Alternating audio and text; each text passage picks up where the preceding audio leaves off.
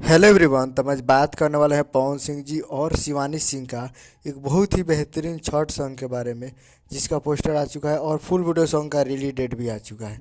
और इस गाने को लिखे हैं विनय बिहारी जी और इसमें म्यूजिक दिए हैं प्रियांशु सिंह जी। और इस गाने को गाए हैं पवन सिंह जी और शिवानी सिंह जी, जो कि आपको स्क्रीन के ऊपर दिखाई दे रहा है। जिस सॉन्ग का टाइटल रखा गया पियरी पहिरला, पियरी पहिरल जिसका टाइटल है। और वीडियो में दिखेंगे आपको पवन सिंह जी और श्वेता झा जी, फिट में है श्वेता झा जी।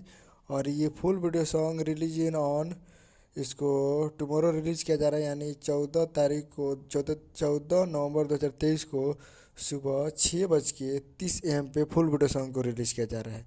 तो कल 14 तारीख को सुबह 6:30 AM पे फुल वीडियो सॉन्ग को रिलीज़ किया जा रहा है।